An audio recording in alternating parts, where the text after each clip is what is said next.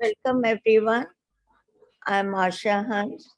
I had taken this privilege to speak for 1 minute before the meeting begins in honor of the memory of Judy Schumann, a good friend for many, many years. I met Judy in 1984 when I went to the United States for the first time to meet disability activists. And in the mayor's office in New York, I was told that if I need the best person to meet would be Judy. So since then, it has been a long journey. It was our discussion with her in 84 that guided SMRC, which was set up the next year in 1985. And the other thing that Judy helped us to do, and for which we are very thankful, was in 2004 during the tsunami, when disaster struck. It was Judy who brought that issue to our notice. We were at the Global Health Forum, and she made a video with Maria Reiner. Some of you might have known her, and Anne Hayes. And that video was shown for the first time on disability inclusive disaster risk reduction. Since then, we have been a part of that DRR process globally. So if anyone else would like to say something, please put it in the chat about Judy, and we can compile it and send it to her family. Thank you so much. Now, Tina, over to you. Good evening and good morning to everyone. And I welcome you all to this virtual meeting of CSW 67. And we have an extraordinary panel to speak on the issues of gender, disability, and technology. I'm sure you all will enjoy it. There is some technical support which I would like to let you all know that during the talk, please keep your mics mute because it will be disturbance if there's someone speaking in behind. And also, I would also like that there'll be two sign language interpreter. One is Amresh and the other is Gaurav. And every 15 minutes, they will be changing their interpretation and they will be doing it. And a closed caption is available. At the bottom, there's one where there are three line dots where you go, and if you click at the caption, you will see that the caption will be going on.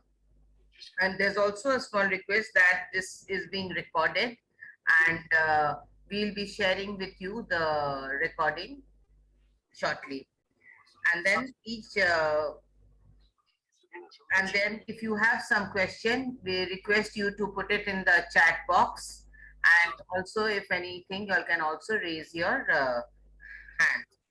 And there will be ample time for question and answers. So that's a request for you all. Now, I would like to introduce the chairperson, Maryangel Garcia-Ramos. She's the executive director at Women Enable International, and she has worked for the past 15 years as a human rights advocate and leaders with a core focus on diversity, inclusion, gender, and disability. After leading the Office of Diversity and Inclusion at the Center for the Recognition of Human Dignity at Technological Day, Montessori, she joined Women Enable International. She was also recently named the President of the Council for Persons with Disabilities for the state of Nuevo Leon, Mexico, a five-year post where she will play a lead role in advancing the development of the state plan for disability inclusion. A native of Mexico, but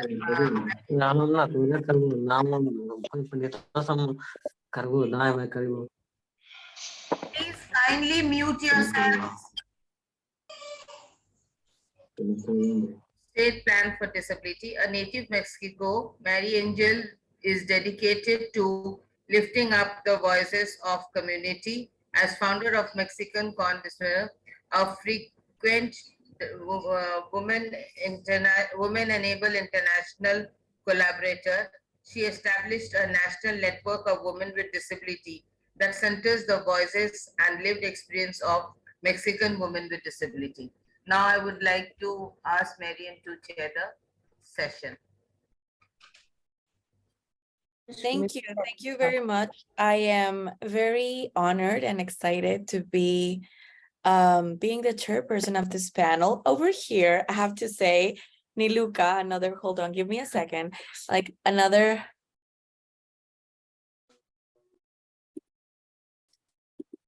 Okay, we're here in the room. Hi everyone. Niluka is also here with me. We're in hotel room over here. And I'm very, very happy to be moderating this panel, Women with Disabilities, Access to Technology and Equality. Today, we are having five amazing panelists, which they will be speaking around the issues around women with disabilities and technology from their own very own perspectives. What I want for this panel is we want it to be a panel where everybody can express themselves in a more casual way. So I will be naming the panelists, and then they will introduce themselves. And then they will have 10 minutes to share a presentation. Some of them will share a presentation with some slides. Some of them will just have a conversation with us about very important subjects around the issues of women with disabilities and technology. So every panelist is going to have 10 minutes. With that said, we're going to be starting today this panel. So the idea of having this panel was because we wanted, and when I got, when Asha touched base with me, we wanted to talk about the importance that it has to speak about access to technology and the new issues accessing health and climate change adaptation. And above all, what happens when women with disabilities do not narrow in the existing gap of accessing technology. Yesterday, I have to say, we were having a presentation of the feminist accessible feminist protocol. And we were talking about how important it was for women with disabilities to be part of the gender equality strategies. And that includes technology. If we want to talk about accessibility, most of the time that includes technology. And we are evolving. We are in a world that is moving constantly. We're having bigger and greater changes and challenges at the same time. So that was the whole heart of why we wanted to speak in this panel today in this context of CSW for this year. Okay, so with that said, we're going to be starting. Our first speaker is, and I'm hoping I definitely I am pronouncing your names correctly, is Saowalak Thongkuay. She will be introducing herself. Saowalak, the floor is yours.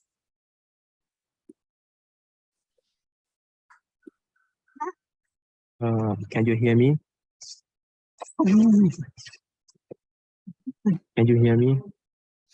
Yes. Yes.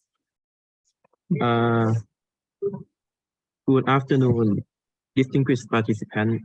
Since Ms. Saowalak unable to speak because she catched a cold, so I'm presenting on behalf of Ms. Saowalak Thongkuay, a member of Committee on the Rights of Persons with Disability, board member for Asian Pacific Development Center on Disability, Committee for ASEAN Disability Forum, and AP Women with Disability United, Committee expert on human rights to determination of the gender discrimination, Subcommittee on the consideration of discrimination in media, Thai Public Broadcasting Service, Chairwoman, Association for Empowerment of Women with Disability. Ms. Saowalak had been a wheelchair user since 1993, an agent of change and a strong believer in empowerment with human rights-based approach, and had contributed to promote of human rights and intersectionality of persons with disability at national and regional level for almost 20 years. Thank you.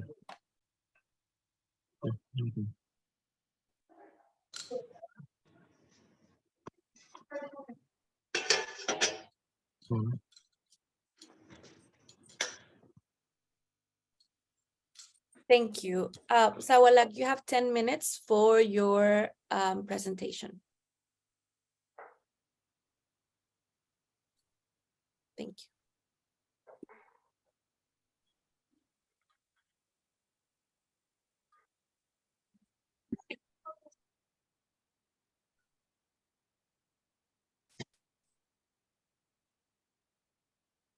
The advent of modern technology and World Wide Web brought about significant change in women with disability lifestyle.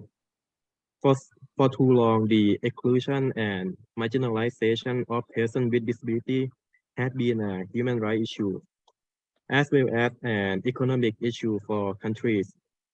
However, modern technology and World Wide Web break traditional barriers to communication, interaction, and access to information for women and girls with disabilities.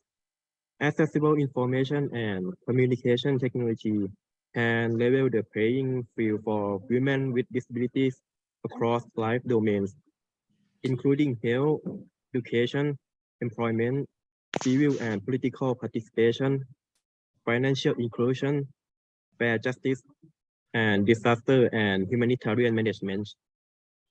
The innovation of World Wide Web also enables multiple channels to access and contribute information with a global reach, which can improve transparency, accountability, and monitoring of human rights and gender development programs and service in different levels. Furthermore, a growing number of devices such as mobile device and computer notebook increasingly after functionality that facilitate communication and information access. Sorry, I'm the interpreter here. There's disturbances coming, so I'm not able to follow the speaker. Yeah, I'm sorry. Asha, is there a way that you can make me a co-host, please? So that I can mute people when they are. Rina, Can you a co-host, ma'am? I'm just again, I made you a co-host. Okay, thank you. Sorry for the interruption. Please go on, Saowalak. Furthermore, a growing number of devices such as mobile device and computer notebook increasingly offer functionality that facilitate communication and information access for women with disability. For example, blind women can use speech-to-text functionality or software to read a website. Deaf women can use SMS or instant text messaging to communicate. And a person with physical disability can use voice recognition to operate and navigate the digital devices. This presents an important opportunity to break the traditional barriers of communication and interaction that women and girls with disability face, which hinder the full participant in society. Therefore, CRPD Article 9 accessibility stipulates that to enable persons with disabilities to live independently and participate fully in all aspects of life, state parties shall take appropriate measures to ensure persons with disabilities access on equal basis with others to the physical environment, through transportation to information and communication, including information and communication technology and system, both in urban and rural areas. The measure should include the identification and elimination of obstacles and barriers to accessibility. So last but not least, I would like to draw your attention to the importance of technology in decision making and problem solving, especially during the COVID-19 pandemic. I use mobile phone and its accessible feature to facilitate communication between women and girls with disability, the families members, medical doctors, and service providers during the state emergency and quarantine. This daily technology brings significant change in many aspects of peer support, diagnose the condition of health, and improve the exchange of information, the presentation of data, and management of medical resources through telemedicine. However, using technology can be unsafe sometimes. The stranger, friend, family, and partner can use technology in the way that make women with girls with disability feel uncomfortable and harmful, that lead to isolation, violence, abuse, human trafficking. So a digital literacy program is key measure to build individual this ability to find, evaluate, and communicate, include the ability to examine and comprehend the meaning of message, as to avoid such harmful practices. Thank you.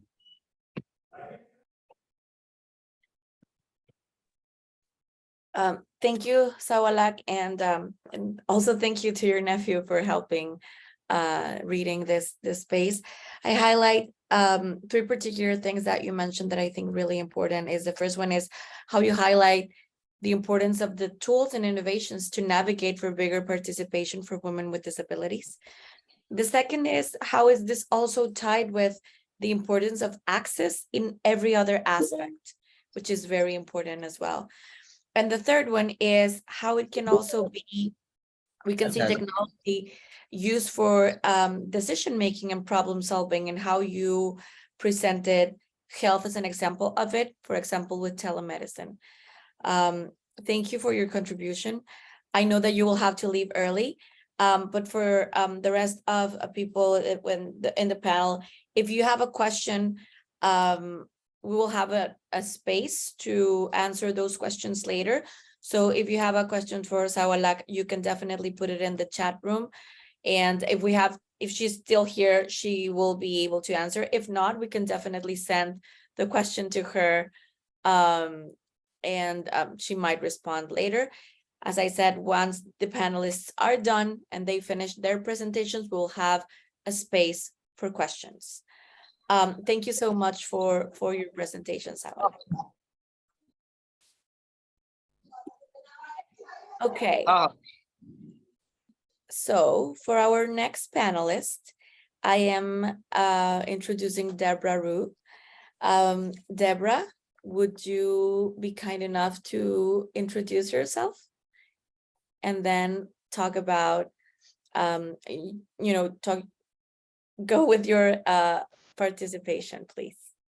Thank you, Maryangel. Appreciate it. Thank you so much for Aisha and SMRC for inviting me to speak today. I'm always very excited to get to speak with women that are making a difference all over the world. So I'm very honored to be here. My name is Debra Ruth, and I'm joining from Virginia in the United States. I identify as a person with a disability. I'm certainly a woman over a certain age. Just a visual description, I am a white woman with gray and purple hair, and on black and white today. So If everybody can mute, remember to mute. Thank you so very much. And I know Maryangel's got that under control in the background too. So, but I created Rue Global Impact and Tech Access, which is two technology companies focused on including people with disabilities. But more than anything, I am a mother. My daughter was born with Down syndrome. And here in the United States, I still had people saying, oh, I'm so sorry your daughter's broken. But my daughter isn't broken. My daughter's beautiful and amazing. So, and then I just lost my husband a year ago due to a traumatic brain injury that turned into dementia. So the point I'm making in my introductions is I am this community. So I'm also the executive director of a brand new organization called Billion Strong, which I will speak about as well. So what I do for a living is I work with corporations all over the world to meaningfully include people with disabilities, meaningfully. And I would also like to say that my company is about to announce that we're merging with a company in India. Isn't that so cool? So, okay, back to you, Maryangel, or should I just start my presentation? Thank you for introducing yourself, and please start your presentation. Thank you so much. I know Saowalak was going to do the presentation, but I know you're not feeling well. So if you want to pull it up, or I can pull it up, whatever's easier.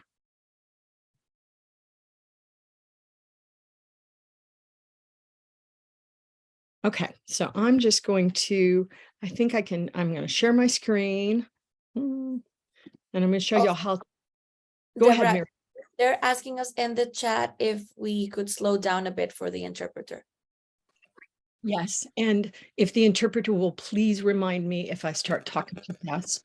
It's morning here and I had a big cup of coffee, so I apologize to the interpreter. Don't worry, I'll speak way faster, so thank you. Okay, so I'm pulling my presentation up now, and I'm also going to be good, and I'm going to turn on my timer so Maryangel doesn't have to. Okay, and as a reminder, everyone mute. So what I talk about in the world is true inclusion, not just from the perspective of developed countries, even though I'm not even sure what that means, because I think we're all developing. But I think it's very important that we look at this lens from a very big lens and make sure that every single human being is included. So when I saw that my family was not being included, that's why I started doing the work that I do. A lot of women with a cause here. So let me start this. Okay, so I have a lot of experience. I would also like to take a moment to acknowledge Judy Heumann. May she rest in peace, and may her legacy continue to bless us all. And may we build upon her legacy as well, because this is not about any one of us. This is about all of us. So I have a lot of wonderful experience, and I'm not going to brag about myself, but it really is about true inclusion of all people.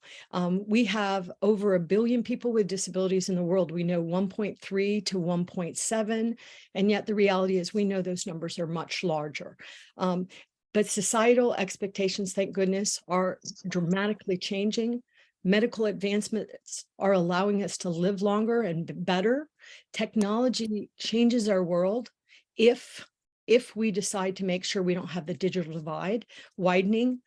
We as a world, especially here in the United States, which I do not see as paying attention to it like I want to see, need to join the rest of the world and make sure we achieve the goals of the SDGs, the Sustainable Development Goals, which are for the world.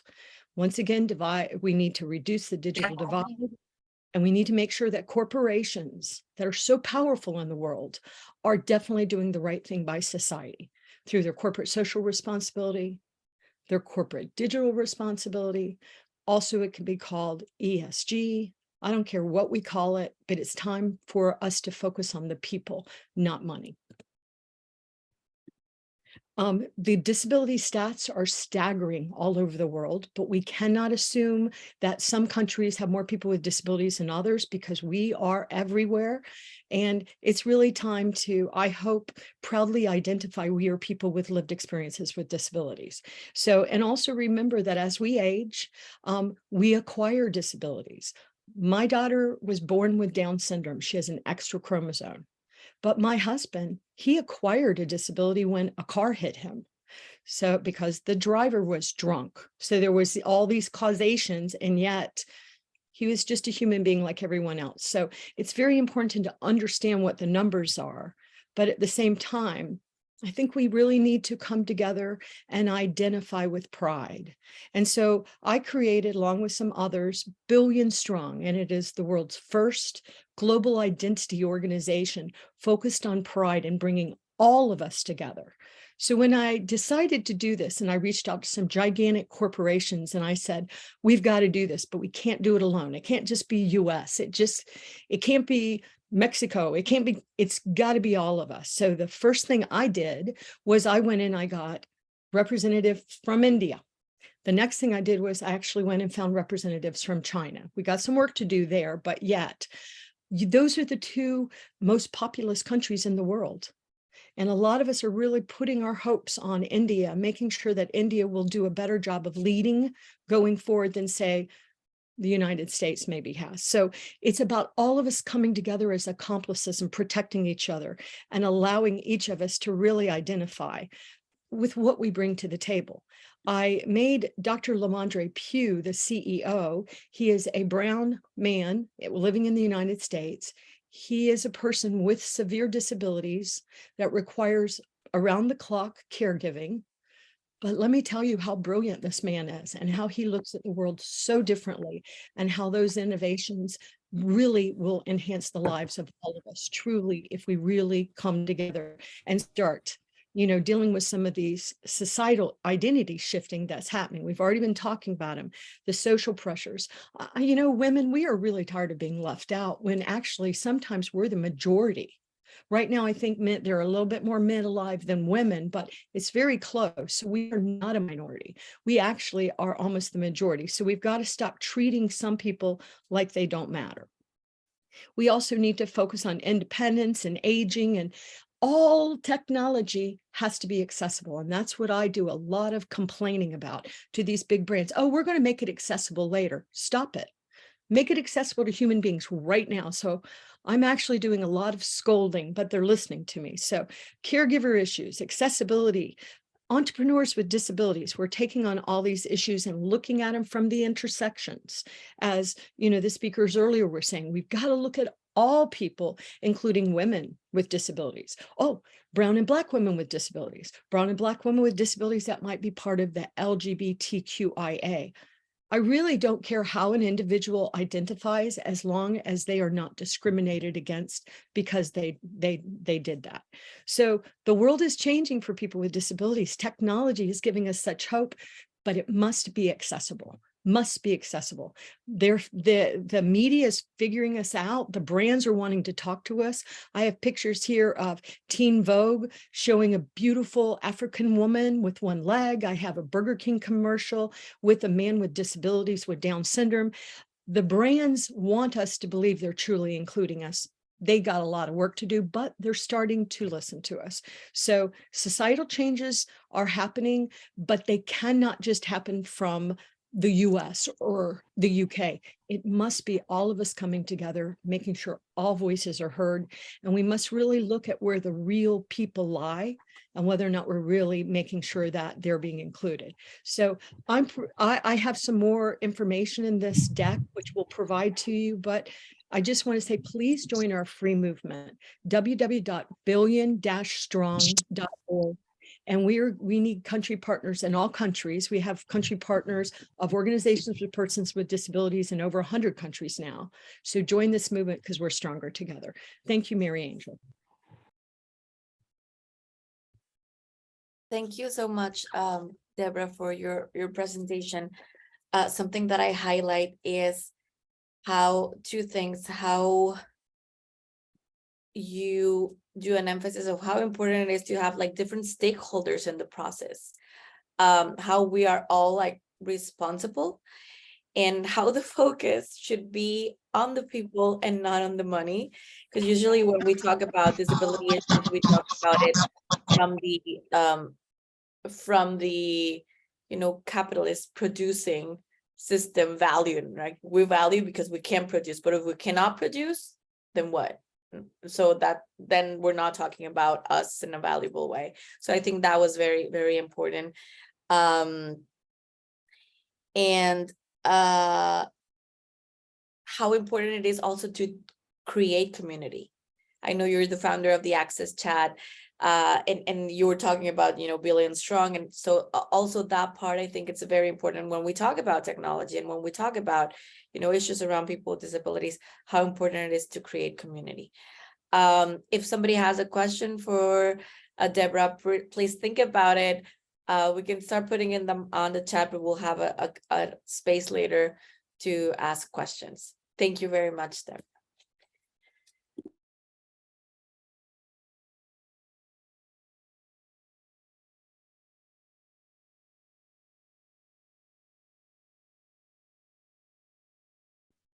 Maryangel, you're muted. I don't know why I'm muted, but okay, thank you. So now we are going with our next presenter. It's Benafsha Yaqoobi. I would like you to introduce yourself, please, and then have your 10-minute presentation.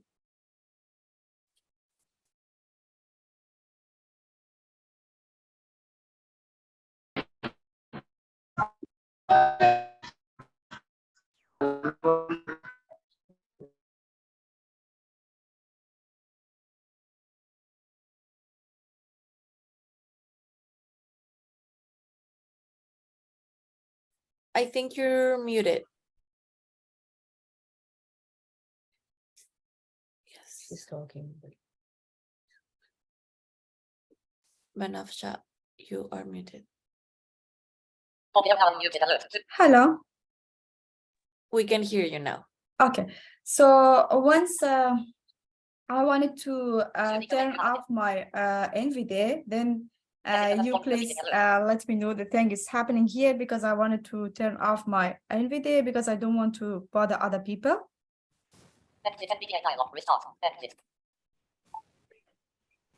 Thank you very much. I hope my video is okay for now. Just I want to start to introduce myself. Am I okay to start, Maria? Yes, please. Yes, please. Okay. So I'm Benafsha Yaqoobi. I'm from Afghanistan, and I work for persons with disability and for human rights over a decade. I started my work from Afghanistan, and my husband and I, we founded an organization named Rahyab, and we work for people with disability in advocacy committee with lots of our national and international organization for people with disability. And after this, I went to Afghanistan Attorney General Office, and I worked as an attorney for 2 years, and I worked for women there. And after this, I went to Afghanistan Human Rights Commission, and I worked as an Afghanistan Human Rights Commissioner there, and for protection and promotion of the rights of people with disability, and for investigation and monitoring of human rights violation there. Till August 2021, we were there, and after this, we came to UK. Now I am with you from UK. If there was any question, I'm here to respond. Should I start my presentation? Yes, please. Thank you. Okay, great. So I want to start my presentation with a sentence from Judy Heumann, who is a very important person for all of us. Who want to be advocate for rights of people with disability. Judy Heumann said, the disability became tragic when the people they don't provide us the assistive or something that we can lead our life. So there is lots of things that society can provide for people with disability, who the things that which cause that we can lead our life. But one of the most important things that society can provide us to, we can be leader of our life, that's technology. And this is the our topic for today. You know, with technology, we can solve lots of our problems. Why technology is important for a person with disability? I want to go a little bit to that. because technology gives us more independence. When we are using technology, we don't need to go to people and ask them to help us, because technology helps us to solve lots of our problems. For example, if I have my computer with my screen reader, which is assistive technology, for me, it's easier for me to communicate with you guys. Technology gave us more independence, more security and safety. Because, for example, if I'm using online banking and I have my technology, I have my assistive technology, so I don't need to ask people to help me. Because of this, I have more safety and security, and I can spend my money whatever I want, and I don't need to ask people to help me.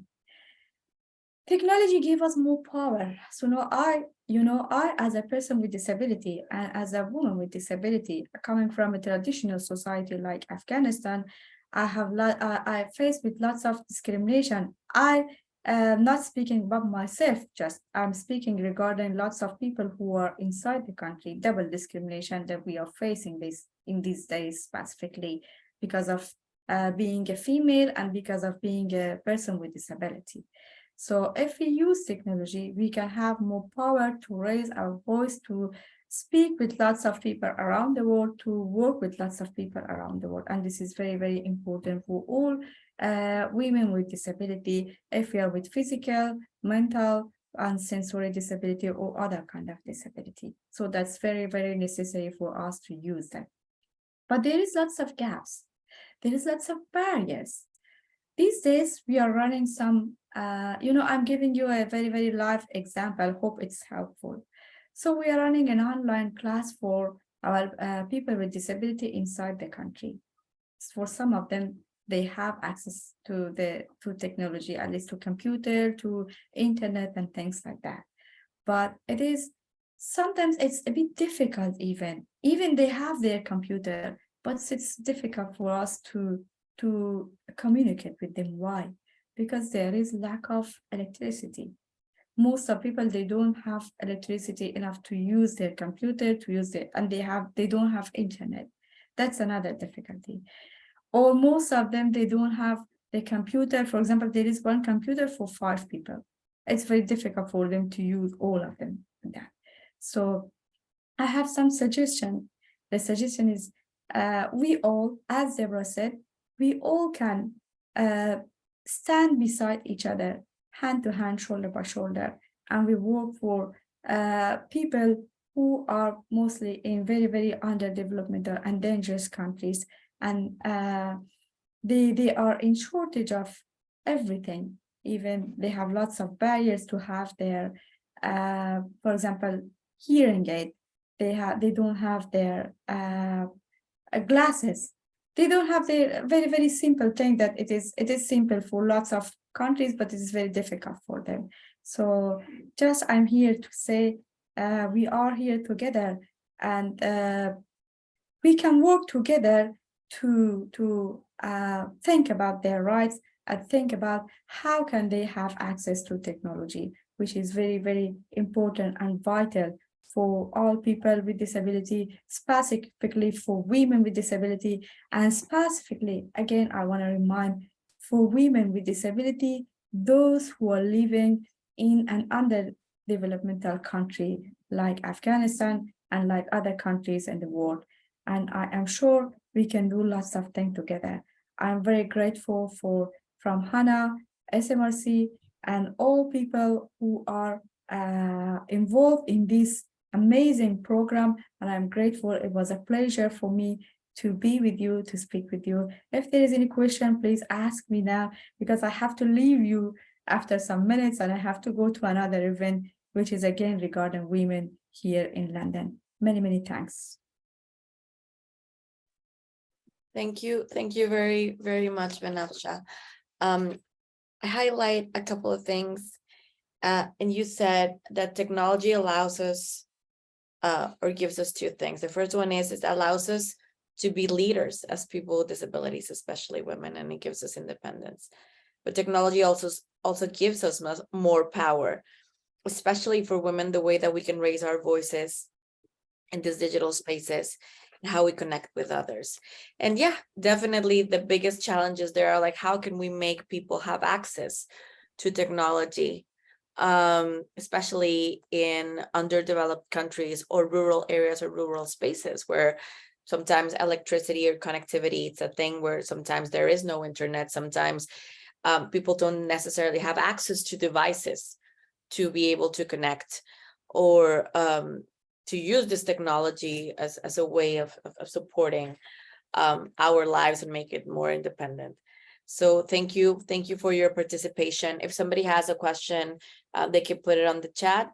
Also, Benafsha, if you could share your email, so if people want to share or ask questions later, that would be great. Thank you very Thanks, much. Maya. Can you share my email because I exit from my NVDA because I didn't want to bother Yes. people. And please mute me, then I will turn on my NVDA because I didn't want to make any voice. Yeah. Rina, you have We mail. will share it. We will share it on the chat. Thank Thank you very much. Thank you so much. Thank you. Okay, now I have her with me. Our next panelist is Niluka Gunawardena. Niluka, I'm going to ask you to introduce yourself.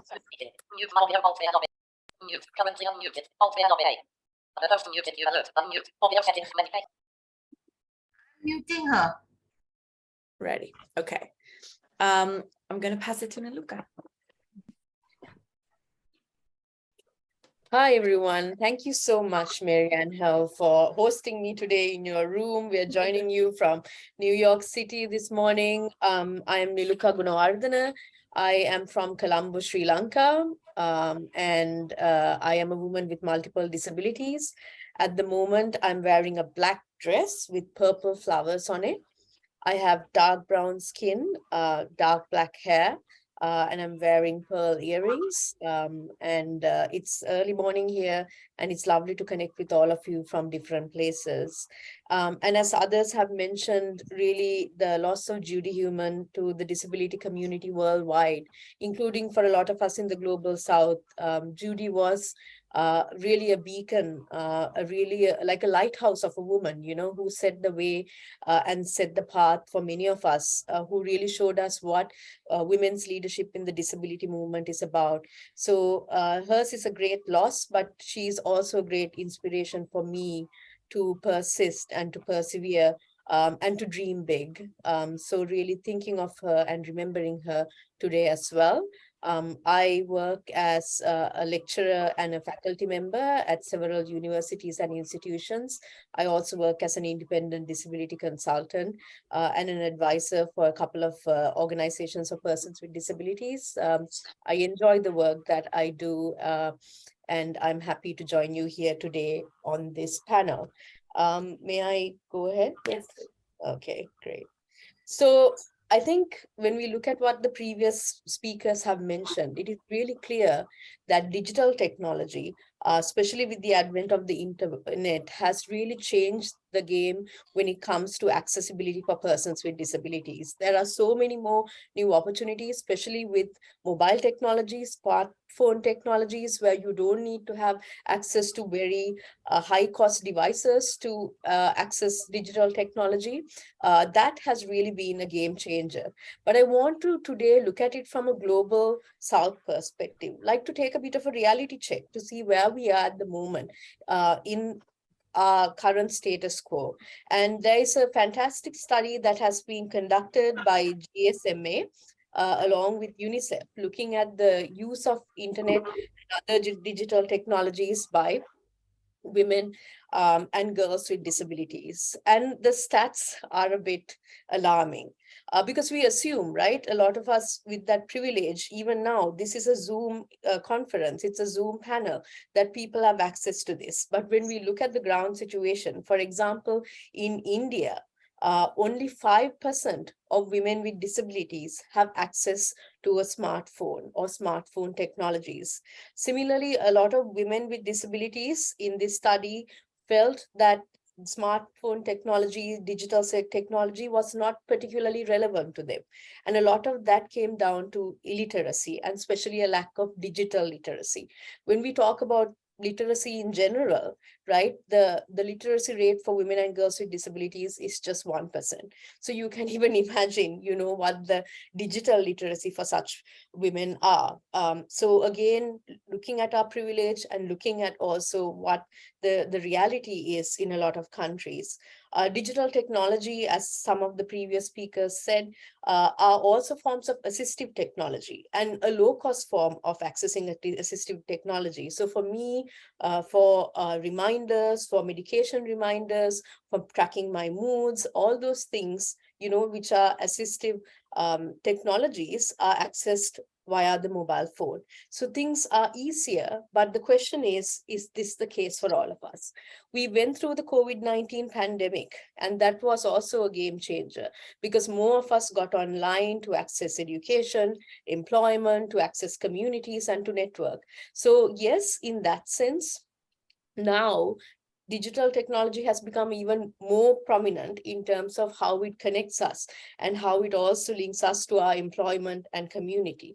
But then did it also exacerbate the digital divide or this digital inclusion disparity that we see in the world? So Women Enable International did a fantastic project on mapping the needs of women and girls with disabilities during the COVID-19 pandemic. And one of the things that came out of this study was how a lot of women and girls with disabilities in the global south were being deprioritized when it came to accessing digital technologies. So if there are multiple family members, women and girls with disabilities were the last to get a chance to use, let's say, the smartphone, the one smartphone in the house to access education or to access networking.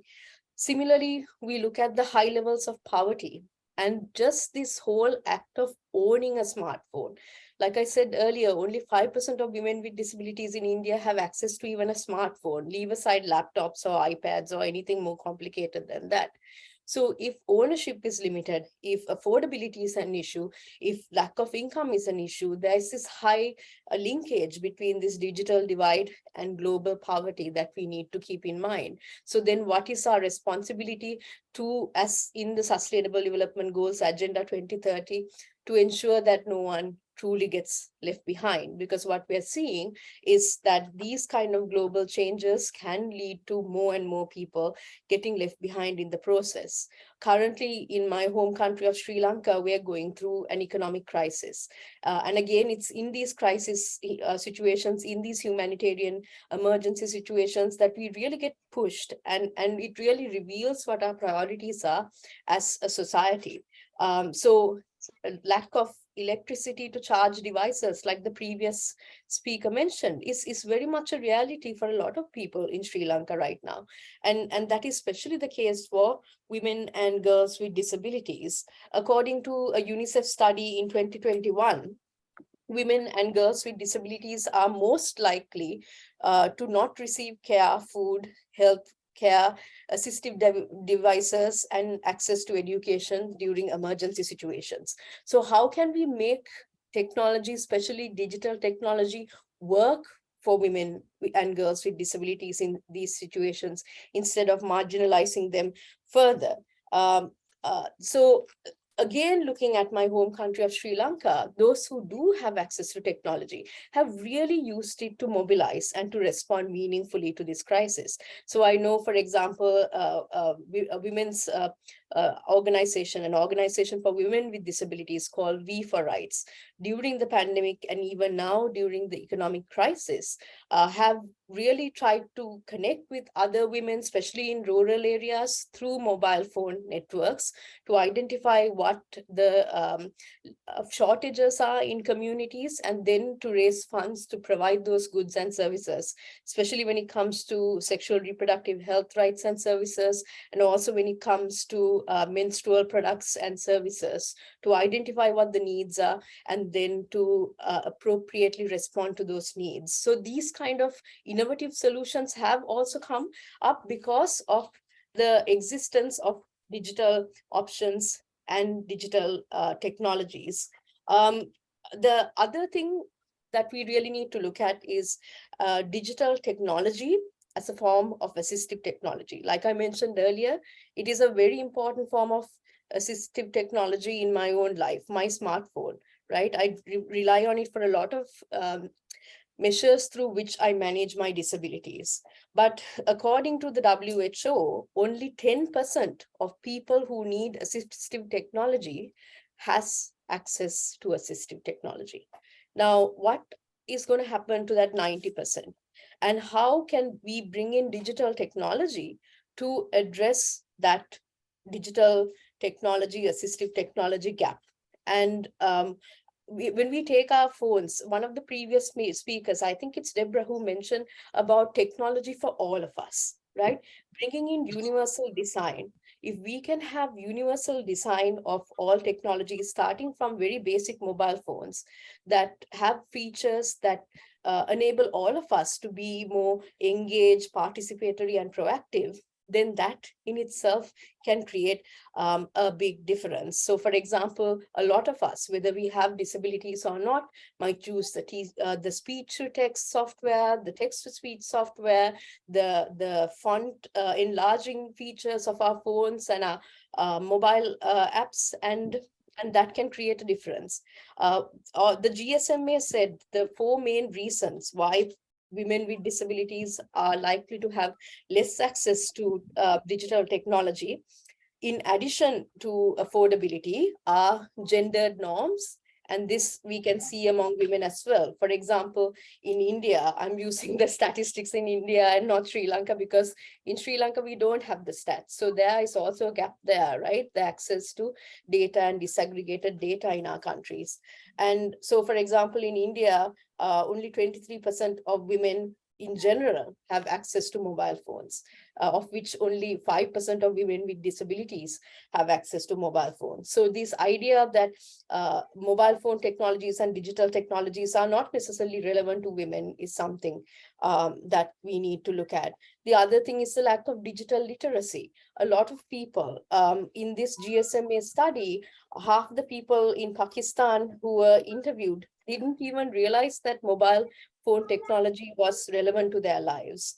The third thing, which is very important for us to keep in mind and recognize, is the risk of digital harm, of being harassed, of being accosted, of being approached via mobile phones or other technologies by people in a way that is not seen as safe by women with disabilities and their families.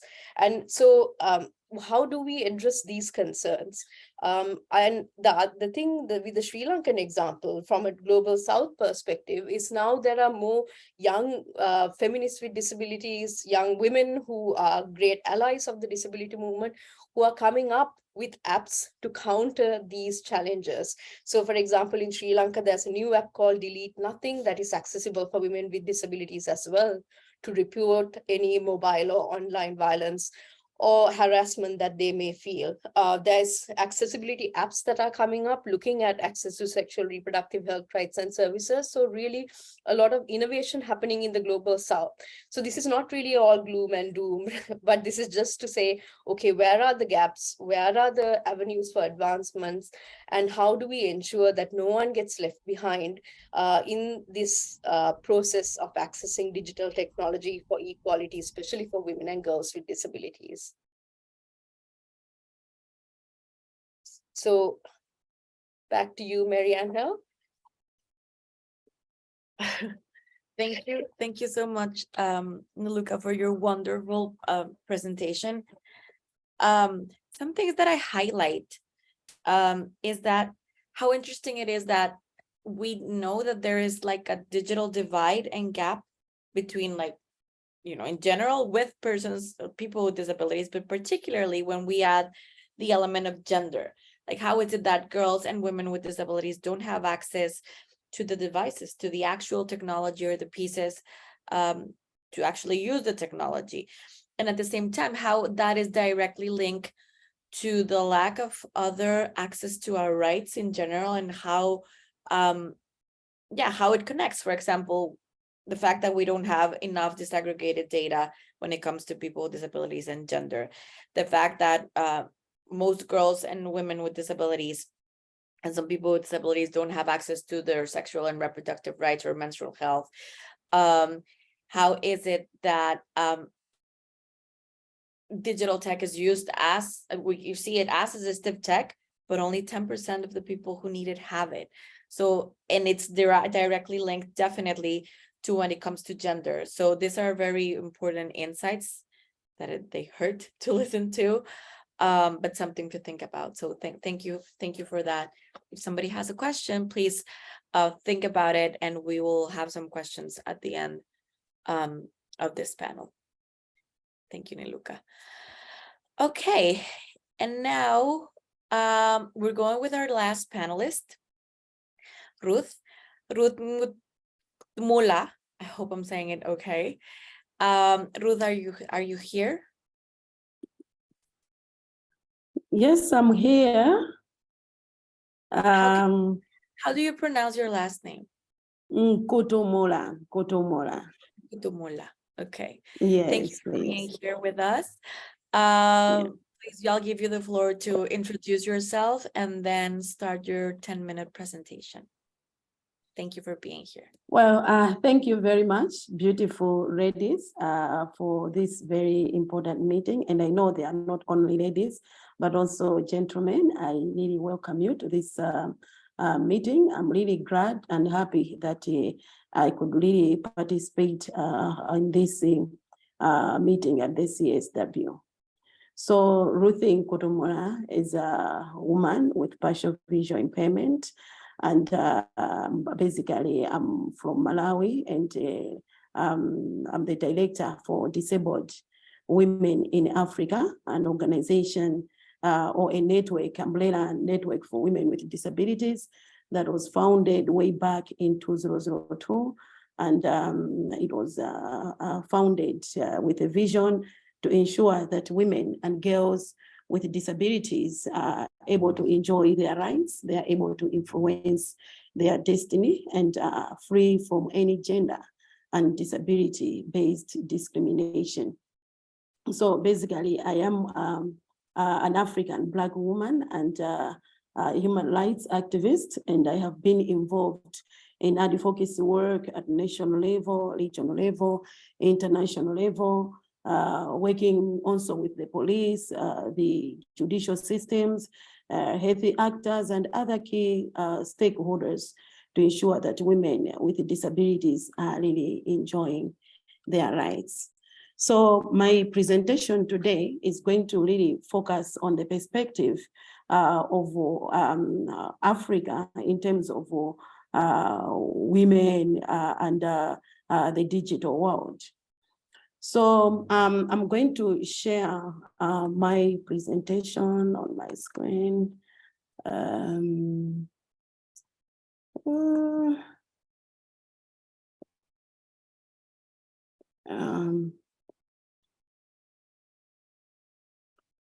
So I hope we can see that.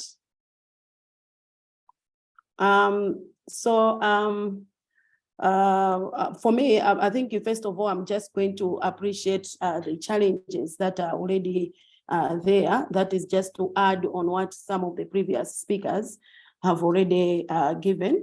And also I'm going to, yes, please. Could we ask you to share it in like some kind of presentation mode, so it's bigger, so the letters are bigger? The technology again, how am I going to do that? There, right there. Is that okay? Yeah, thank you. All right. So I'm going to look at the challenges, the opportunities, and I think lastly, we're just going to share a very short video. So yeah, basically we are saying that the technology has revolutionized the way we live, the way we work, and the way we are communicating. And on one hand, we are saying technology has given us new opportunities for independence and inclusion. On the other hand, it has also created other new barriers to accessibility and participation. We have seen many women with disabilities in Africa that they are living in rural areas where most of the times there are no roads, no phones, no internet, And most of them are very coming from poor backgrounds. As such, one of the biggest challenges facing women with disabilities in Africa has been lack of access to appropriate assistive devices and technology. In many cases, women with disabilities are simply not able to afford the high cost of these items. Even when assistive devices are available, they are often not designed or well suited for use in African context. So you see that while assistive devices are expensive, but also the talent in the African level is really not tolerant for some of the assistive devices. We have also had the issues of power interruptions, electricity, weaker networks, making it more and more difficult for women to really access the necessary information or even participate in key forums. I would also give an example of how I've been also frustrated before in terms of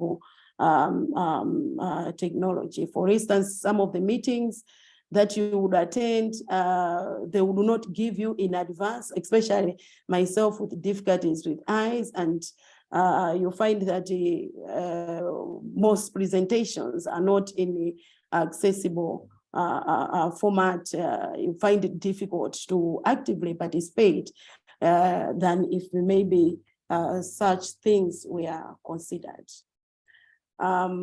So another challenge is that technology already,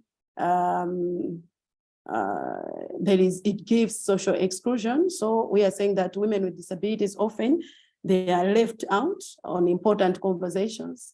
Already we said that they are not able to participate on online discussions and forums due to limitations on the gadgets or the how to use some of the gadgets that we have. For instance, the difficulty that we experience in organizing women to participate in some meetings, even during COVID-19, because during COVID-19 was the time when now we had people had begun to embrace the virtual meetings and the like.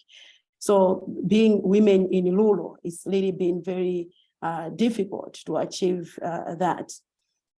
And even for the first time users, you find that such platforms, others would, use them in a negative way. So maybe bringing some hate speech and some abuse on women, maybe who do not really know how to use technology, often leading to isolation and loneliness, preventing women from getting information and support that they may need regarding their rights. So yeah, this same exclusion further marginalize women with disabilities and limit their ability to connect with others and participate in all spheres. We talked about education, healthy access to justice and the like.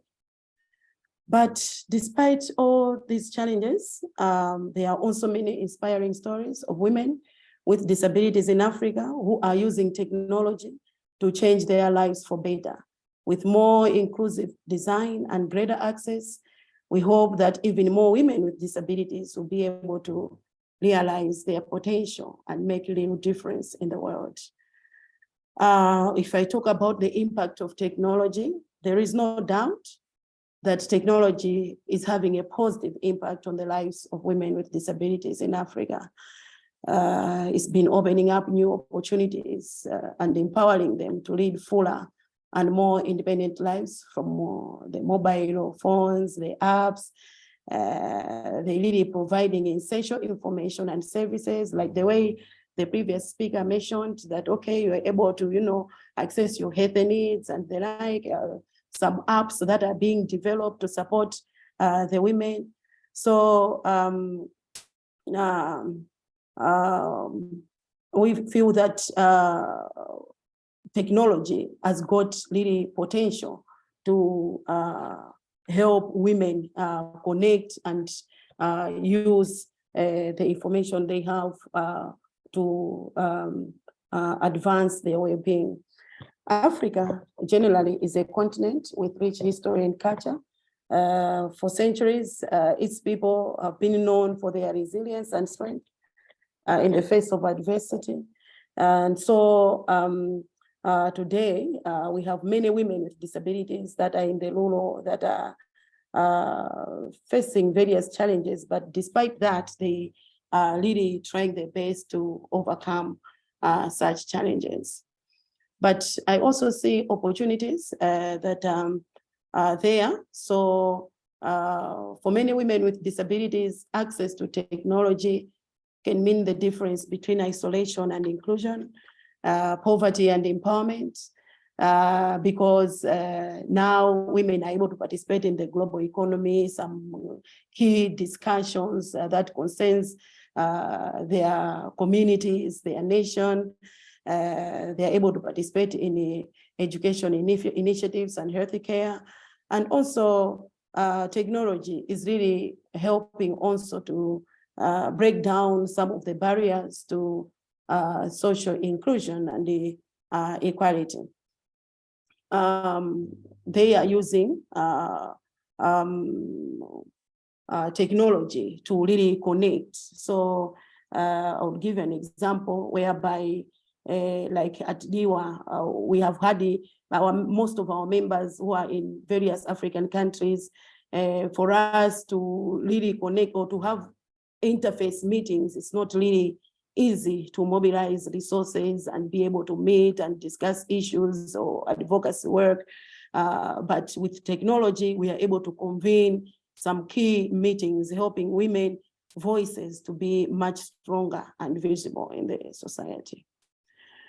Yeah, of course, the picture there is a picture of myself in front. There is a laptop, how I'm able to, use such a device and technology to connect. But also at the left side, there is a picture of a woman from Mozambique, an organization of women with disabilities in Mozambique, how they are able to use their assistive device to really participate in key forums. So yeah, I think there are really many opportunities that are bringing liberation to women, helping them to claim their rights and to participate fully in society. There is also another picture to the left. There is a woman with disability from Mauritius. She's using her wheelchair to participate in sporting and physical education, demonstrating many more opportunities that brings independence. So generally, technology is helping women to be more independent and fulfill their dreams, to tell their stories to the world. They are able to participate in key forums and are able to, connect on media. So I would look at the gaps that are there to say that there is need to really close the gaps that we have, because we have seen that there are challenges, yes, but also the opportunities are there, and we really need to, just close the gap so that we are able to benefit more. We urgently need to close the digital gender divide and make sure that women and girls with disabilities are able to fully participate online without fear for their safety or their rights. And until we do that, the internet will continue to work against progress on gender equality. Digital technologies will not automatically empower marginalized people and break traditional power structures without long-term investment and commitment to overcome existing inequalities online and assistive device accessibility. As a way forward, we really look forward that we must be able to support women's participation in the technology development local content creation, as well as the ICT innovation. We must be able to safeguard the online privacy, collect and publish gender data. We must be able to promote digital skills and ICT education for women and girls. We must be able to adopt meaningful connectivity as the target for internet use and tackle the gender gap. And of course, we must be able to do advocacy and lobbying with the government so that we are able to set up laws and but also work with the service providers to really provide affordable services, bearing in mind various range of users as the women with disabilities in Africa. I'm going to share a very short video.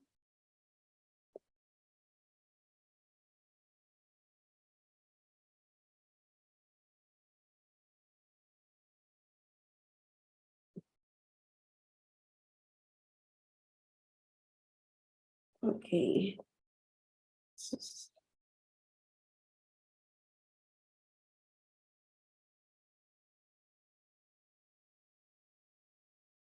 Sorry, I'm also still learning.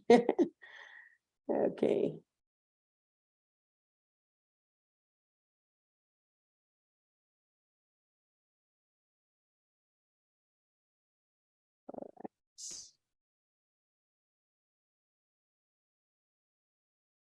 I hope we can see that.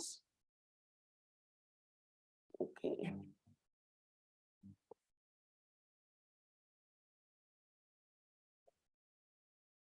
We can see it, but does it have sound?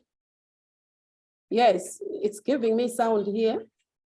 No, when you share it, stop sharing it at Zoom. There's like this, when you share it, on the left, there's like a, when the window to share, and like click it, like it's like below to the left when you share it. Okay, okay, so. Do you see, to me, it was also new a while ago. So you click on the share screen button over Zoom. And then when you want to select the thing that you're going to share, on that window, on the left below, there's like a share sound little square. Okay, so I should go to share. I've done share, and then you can see that. This is the video. So then what do I do? You clicked share screen. Yes. Right, on Zoom? Yes. So this is the document. Stop this sharing. is the document. I should stop sharing? Yes. Let me see. Okay. Okay, so click on share screen. Just click. Okay. But don't open anything. Okay. Okay.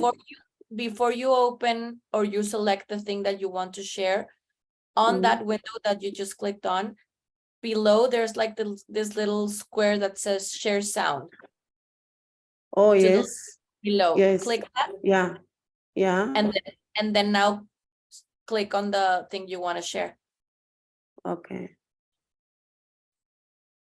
Let's see if we can.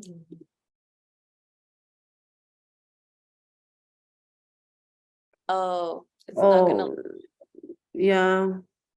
It says I need to share the.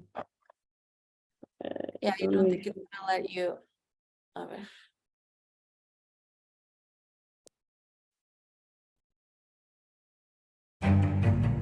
Yes. Come? Yes.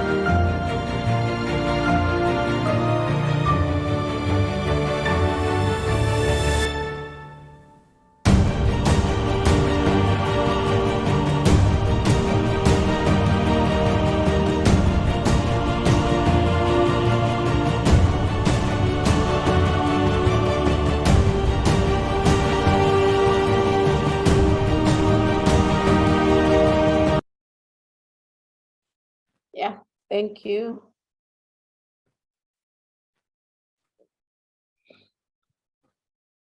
Thank you. So that's the end of my presentation. Thank you.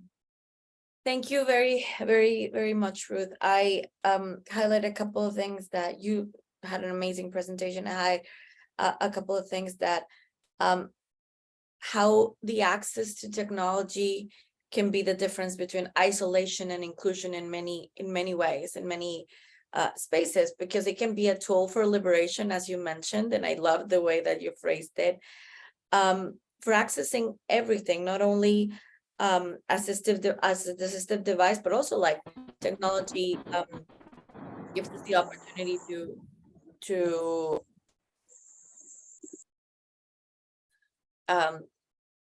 access to opportunities for employment and other things that we're also in a big gap.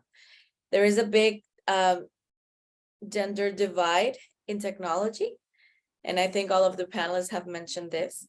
But at the same time, if we add the disability perspective on it, when we talk about girls and women with disabilities, we might assume, you know, we know that girls and women in general have less access to technology, but if they have a disability, we might assume that what we're missing truly and deeply is data.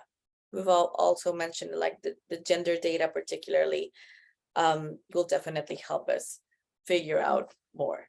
So thank you so much for your presentation. So if people have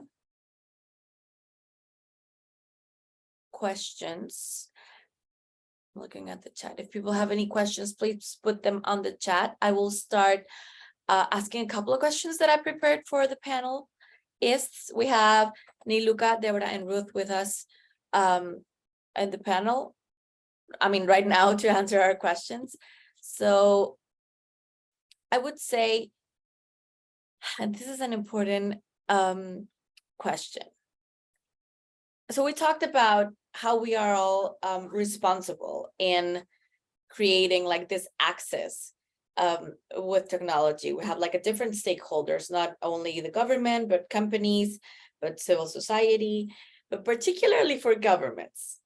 What is it like, because we're asking for data, we're asking for access to the devices. There's like a big act specifically with you know, countries that we have bigger poverty. So what specific actions would you suggest we should ask governments to do to ensure access to tech for women and girls with disabilities? Here we are particularly asking for government. So I don't know if whether Niluka, Debra, or Ruth wants to answer this question. Debra's unmuted. This is Debra, and I will start answering. This is Debra Ruth speaking. And I think something that I continue to see as a problem that a lot of people aren't thinking about. So I'd really like everybody to think about this, the problem from this lens, is that we find here, of course, in the United States, we are very big on litigation, legislation, and suing each other. That's just the way we work in the United States. We create a law, and then our lawyers, we sue each other to figure out how that law is really going to work in the land. It's a messy way to do it, but that's the way we do it. Well, one thing that I've started to notice is that as technology is changing, or our legislators are going after our technology, for example, like voice technology, Alexa, or the Google Home, or things like that, that technology that many of people with severe disabilities are using to stay more independent.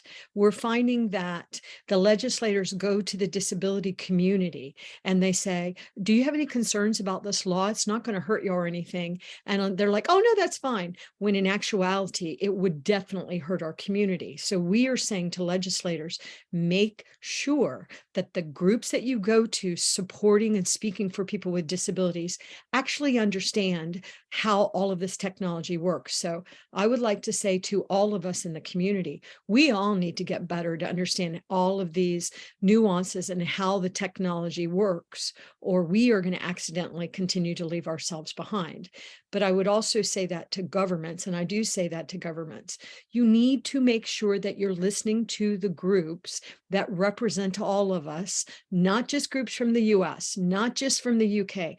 You need to listen to all of us, but also we all have to take the time to educate ourselves so that when we're talking about these things, we are not confusing the people that we're talking to. And I often see that happening in these complicated topics.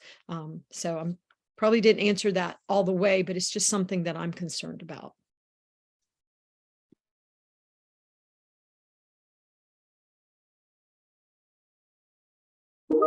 Thanks, Debra, and thanks, Maryangel, for that question. And I think I just wanted to come again from that global South perspective. I think budgeting is very important when we look at access to technology in a lot of countries like Sri Lanka and other countries from the global South, where it's not prioritized resource allocation, especially for assistive technology.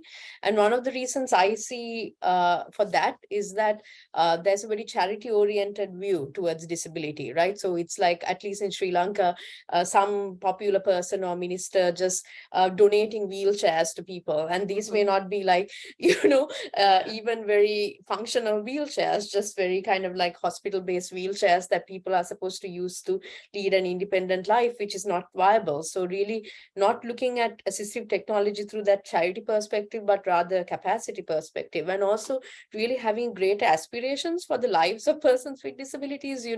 It's like we want to be out there, we want to be in schools, in universities, in workplaces, in nightclubs, wherever. And if we think about disability and persons with disabilities like that, then the way we approach our commitment to assistive technology will also be very different. So the other thing that I've noticed is it's not just access to technology, it's also the maintenance of assistive devices. So I know with the charity perspective, a lot of people maybe get a hearing aid from the government and then no assistance beyond that to maintain it, to buy batteries, to service it and things like that. And so that just goes, a couple of months into it, it goes into disuse. So I think those kind of aspects and resource allocation are also important for governments to look at. And I think I would also add onto that, and I mean, onto both, that Debra, you mentioned about how they, when legislators like push, these laws, they just kind of ask people and people are not sure, but they say yes. And then we're talking about budgeting, and but the way that governments can know is like, we as disabled people, especially women, we have to be part of the design of those, whether the design of the legislation, because we're always like this afterthought. When they create it, they just come and ask, we don't design it. Or when they do the budget, they think they know what we need, and then they come and it's not there. And then there's like this perspective of people with disabilities only need access to go to the hospital, and that's it, that we don't live lives like you said, like going to a nightclub, going out, like doing other things that are having more aspirations than the ones that the narratives, the historical discriminative narratives have told us. So I think that's that's something to think about, how definitely there can be more participation in the decision making, rather than always being like this afterthought of who people think we are, and especially in technology, that it's mostly a man-led space, and that we need to be a part of that as well for the gender gap, and also like the women with disabilities, right? Maryangel, can I comment just real Yeah. quick on that? Because I agree with you, and that's what I mean, in that, of course, nothing about us without us. But the problem with that is that 80 to 85% of us have to tell you we have a disability. So either we take the people that have a visible disability and get them out more on the stage, which is what I'm working on, just because identity matters, everybody. We've got to be more specific about it. But at the same time, what I'm saying is, please do have a voice. We all need your voice, but we must educate ourselves to make sure the advice that we're giving is really the right advice for all of our brothers and sisters in the world. And so I see so much money being wasted on disability inclusion in the United States, and the efforts not really having the impact on the people. Just so much money. And then, of course, you see that all over the world. We see money going to Turkey and Syria, and it's just being stolen from these people. So anyway, so I think the way to do it is, yes, we have to be included. We have to have the right stakeholders at the table. Everybody can't look the same. You can't be from the same country, but we also have an obligation to learn how to do this and to figure out which of us know how to do this. Oh, really? Maryangel knows how to talk to legislators in an empowering way.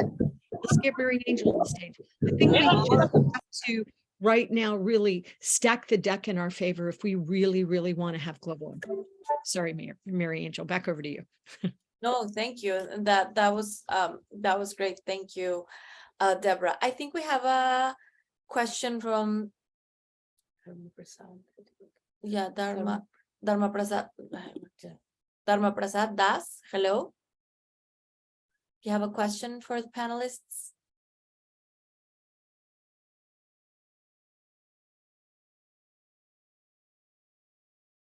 We see the raised hand, Dharma Prasad. Are you there? I had a question, Maryangel. Asha. Yeah. Yes, go ahead. The chat box for Ruth. On the chat box. Yeah, just now. I can repeat it because in India we have a lot of problem with telehealth because of the literacy level being so low. And also in one of the panel where WHO and ITU were there, and the Indian government spokesperson on accessibility to telehealth did not even mention telehealth, accessibility at all. So, you know, accessibility to telehealth, which has increased so much during COVID, is not always there. One thing, if in Africa it is different, or it is the same, that telehealth is accessible. We had to build the capacity of rural women to access it. Otherwise, they couldn't do it.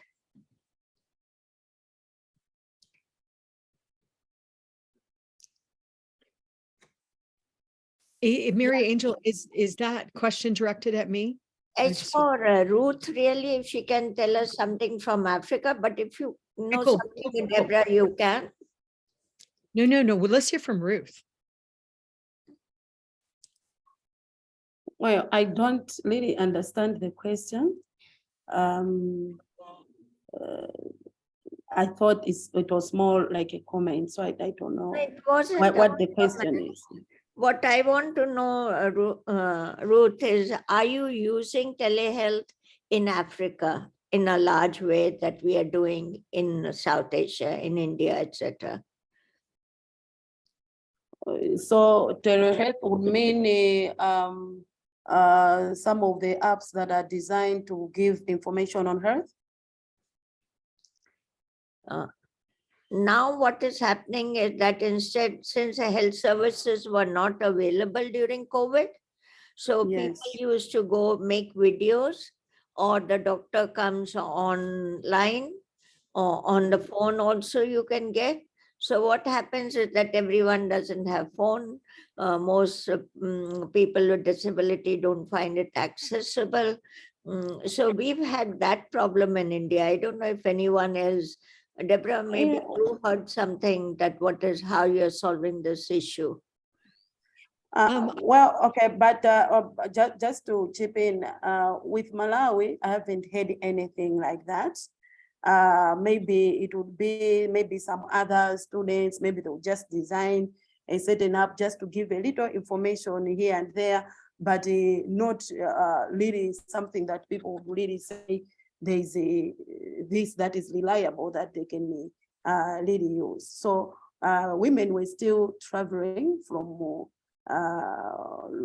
where they are to go and access the services, even though at that time the costs became very high, but also that means relying on a maybe community healthy workers that they could do really consult to receive some of the services that would go, even also at that time, you find that some services were also stopped to get to the community. So it was really been difficult, but maybe in some other African countries, they've been able to have that, but I haven't really seen that in Malawi.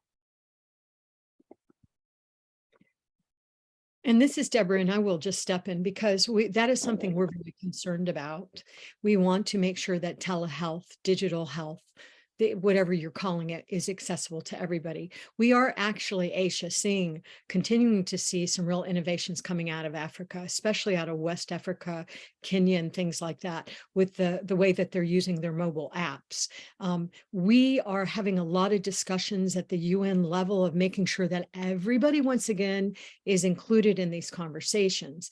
And I know that here in the United States, for example, we had been begging for telemed and digital health, and were ignored. Oh, we can't do that until we were forced to do it. So now a lot of efforts are being made to make sure that telehealth, the digital health, are fully accessible, but at the same time that enough of the stakeholders from our community are talking about what's happening and how technology is impacting it, but lack of technology, the Wi-Fi issues. There's just so many moving parts with this, Aisha, but there are a lot of really powerful conversations. I recently interviewed a woman on one of my shows that is a physician's assistant, and the way that they're dealing with these issues and really bringing them up and bringing it into all the different intersections help. There's just so much work for all of us to do, but we're seeing efforts, but at the same time, we're not seeing efforts being taken across the board equally. So we still see major issues in Global South,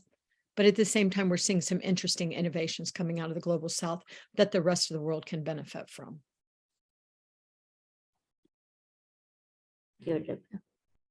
Yes, thank you both. I would like to ask another question. So we know that the experiences. Also, go ahead, Ruth. Sorry.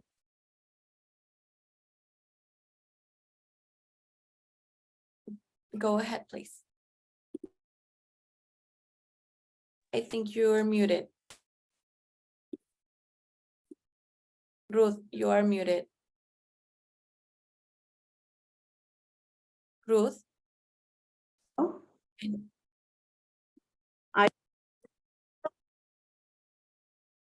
Hello?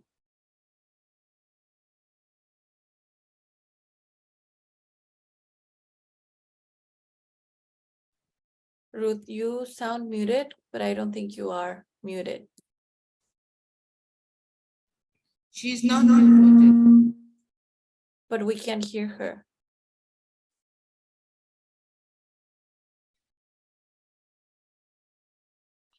This is the interpreter. I think she's got a problem with the earphones connection. Yes. Maybe she can try that.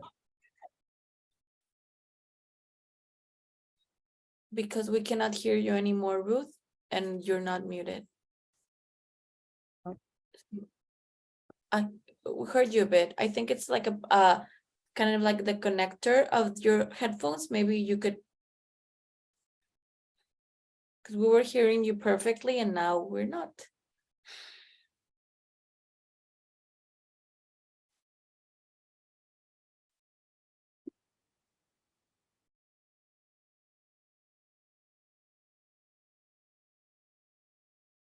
Okay. I will ask another question and maybe Ruth, you can figure out if you can fix, because we definitely want to hear you. We have time for one more question. So we know that the experiences of girls and women with disabilities, even other gender diversities, are really different. Like it's not the same, the experiences that. Can you hear me now? Yes, we can hear you now. Oh, thank you. Thank you. Go ahead. Yes.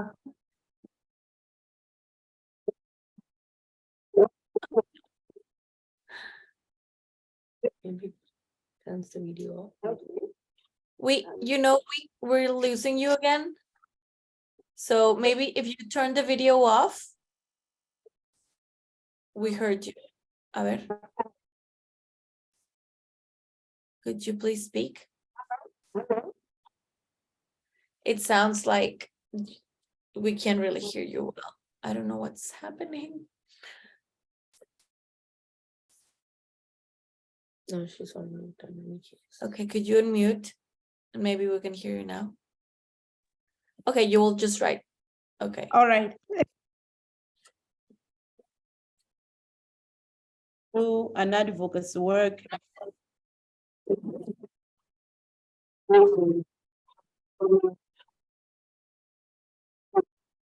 Comes into the country. So, for instance, some of the motorized wheelchairs, you find that they are charging so high, yet those things cannot be produced in the country. So it creates really a barrier because you're talking about one's independence, and it should not be something that should really be charged. So I think that area, but also the issue of gadgets like the phones, this in order to reach a rural woman to participate, and even a rural child with disability to participate and access some of the education information, it's important that there should be subsidy on some of these gadgets because they are quite very high, like they're expensive, and we need them to be more subsidized so that they can reach more masses. Because to say the truth, technology has come to stay, and we are not recovering from that anytime soon, looking at the challenges that we have really had during the COVID-19.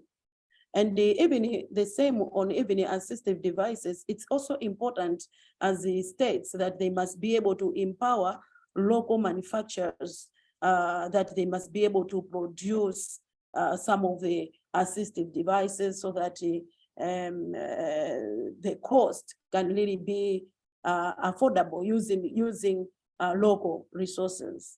Yeah. And of course, lastly, is the issue of protection on women in terms of their internet or online violence that normally women would face. I think this is really an area that we are not really doing quite very well. How do we really monitor that and ensure safety of women with disabilities as they participate in such online platforms? Thank you. Thank you, Ruth. It's great that we could hear you again. Yeah, I think that particular part around the protection of these digital spaces for women, because we see gender-based violence everywhere. Why shouldn't it be not here on these digital spaces as well? So that's something to think about. I have one final question, and it goes around stating that not all of disability experiences are the same. It's not the same what we might ask of a woman with a disability living in, South Africa, that living in Latin America or Mexico or the United States or Europe or Southeast Asia.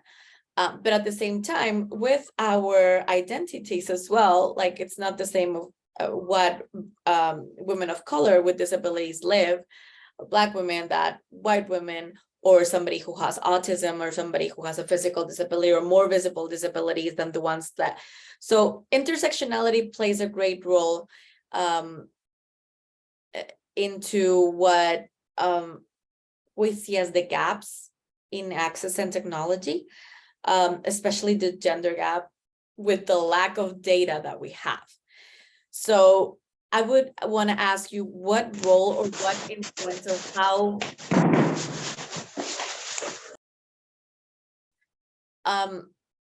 how do you think this plays a role, or does this play a very important role into what we specified as, how we actually budget for this, how we actually make public policy for this, or how we create projects, whether it is from companies as different stakeholders, tech companies, or whether it is from organizations, civil society organizations. So is there a role, do you think there's an important role, and if there is, of how intersectionality, of how our diversity of experiences with disability and gender play for the access to technology? I hope I was clear with the question. What do you think? Yeah.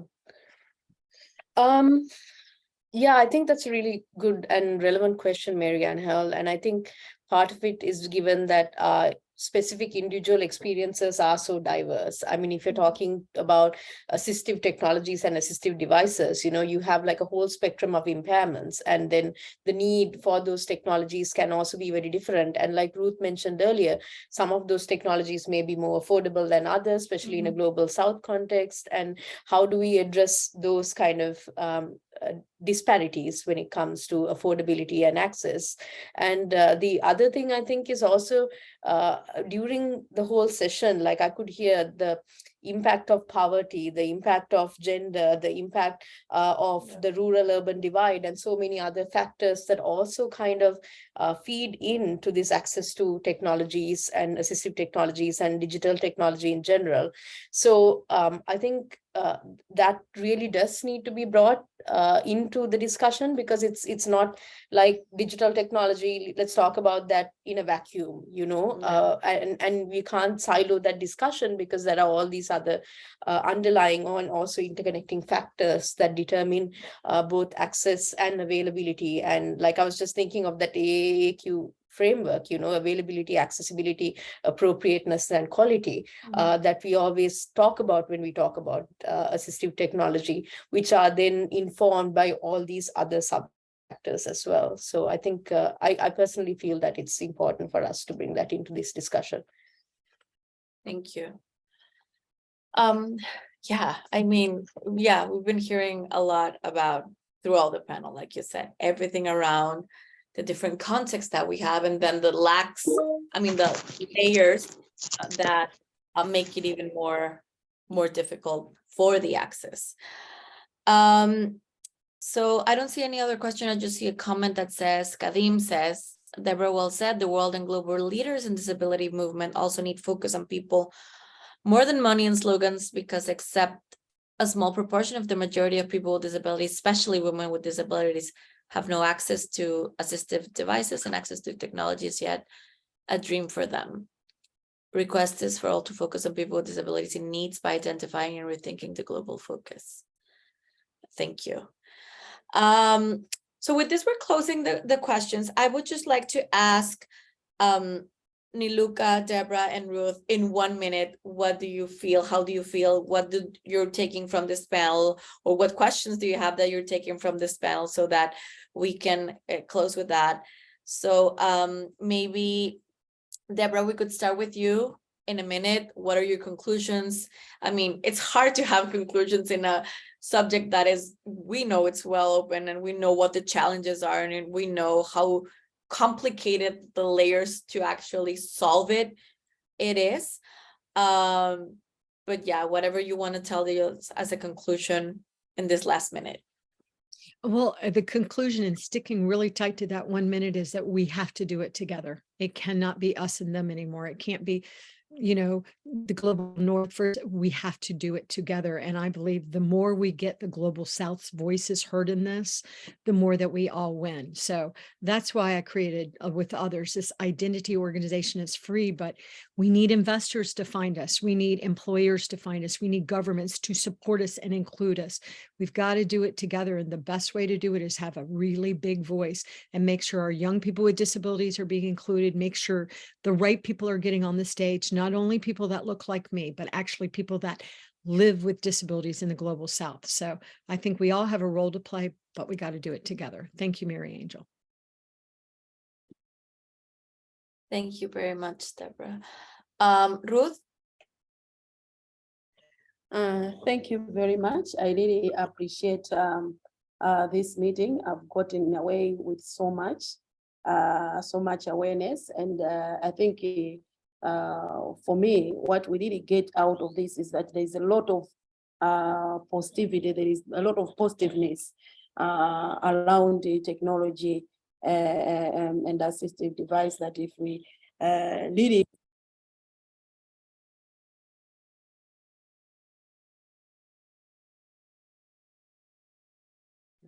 We lost you for a second, Ruth.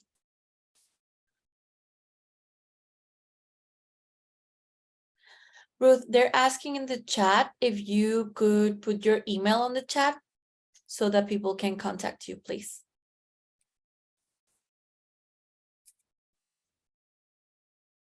Thank you. Niluka.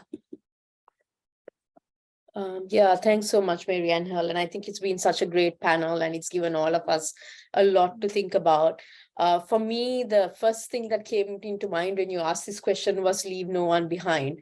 And I think that connects back to what the other speakers were talking about, that we need to move together on this, because the promise of digital technology, of assistive technology, and all other forms of technologies when it comes to the lived experience of persons with disabilities is profound, the difference, the impact it can make.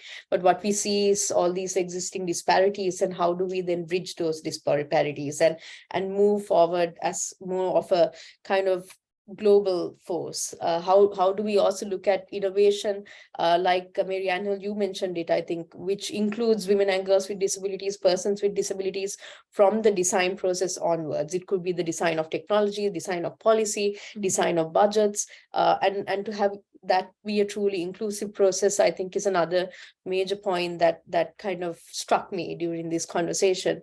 And also about innovation, also encouraging low-cost innovation from the global south as well, so that all these technologies don't remain so prohibitive. And how can we work as a global community to innovate together? So really leave no one behind, move forward together in a collaborative way is what really I'm taking away from the panel.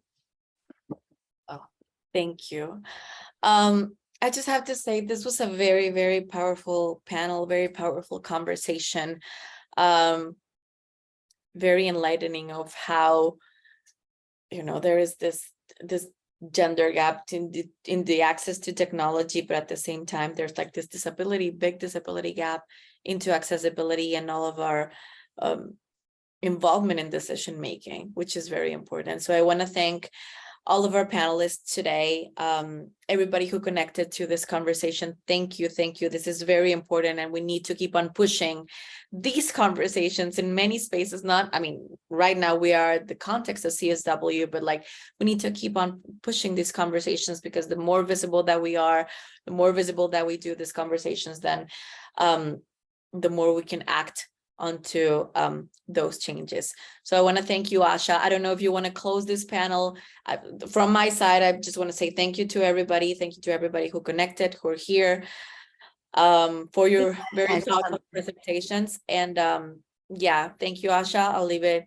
I go back to you. Thank you for letting me moderate this space as well.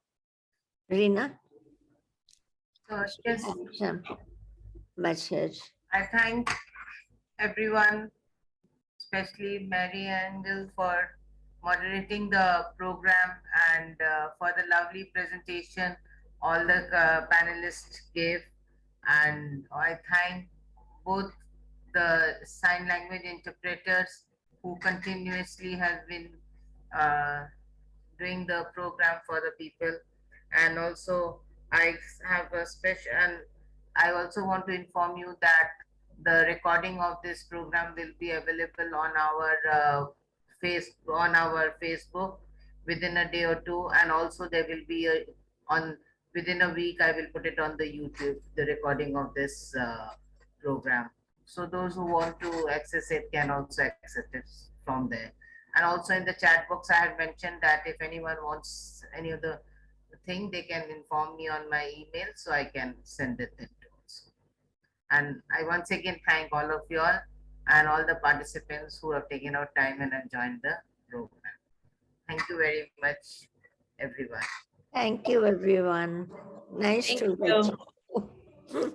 you. See you again, and a very happy International Women's Day again. Thank you. Thanks, everyone. Bye. Bye.